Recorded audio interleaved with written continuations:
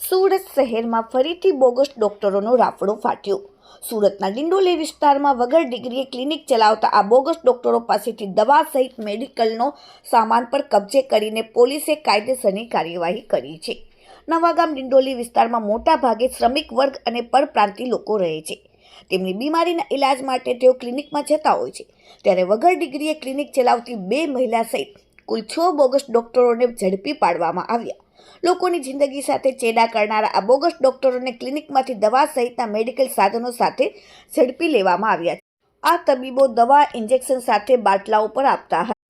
પોલીસે નવાગામ ડિંડોલી વિસ્તારમાં અલગ અલગ દવાખાનામાં રેડ પાડીને ડોક્ટરની ડિગ્રી વગર પ્રેક્ટિસ કરતા આરોપીઓ એક રાજેશ રામકૃષ્ણ મહાજન, રહેવાસી માનસી રેસિડેન્સી, પ્રમુખ પાર્ક બ્રિજ પાસે, ડિંડોલી, સુરત, મૂળ વતન જલગાંવ, મહારાષ્ટ્ર, BEMSની ડિગ્રી 2, મહેશ વિઠ્ઠલ રાજપૂત, રહેવાસી પ્રિયંકા ટાઉનશીપ, વિભાગ 1, ડિંડોલી, રહેવાસી ડિંડોલી બસ સ્ટેશન પાસે, મહારાષ્ટ્ર અને ડિગ્રી BEMS 3, આરતી દેવી સત્યપ્રકાશ શોભનાથ, રહેવાસી CR પાટીલ રોડ, ડિંડોલી, સુરત અને મૂળ વતન ખજુરાવ, ઉત્તર પ્રદેશ, ડિગ્રી BEMS અને 4, બુદ્ધેવ કુમાર શિવનંદ ચૌહાણ, રહેવાસી ત્રિપાઠી હોસ્પિટલની પાછળ, નવાગામ, ડિંડોલી, મૂળ વતન બિહાર અને degree RMP B pharma 5, Manorama Amardev Vikramaditya Pal, રહેવાસી નવાગામ, ડિંડોલી અને મૂળ વતન ઉત્તર પ્રદેશ, ડિગ્રી CMSED 6, શરદ પટેલ,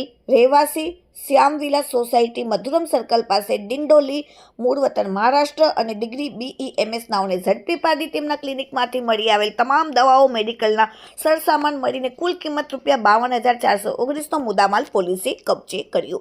આરોપીઓની પૂછપરછ કરતા જણાવેલ કે પોતે પહેલા અલગ અલગ દવાખાનામાં પટ્ટાવાળાની નોકરીઓ કરતા હતા અને ત્યારબાદ પોતે દવામાં ખબર પડી જતા ક્લિનિક ખોલીને દવાખાનું ચલાવી લીધેલ છે।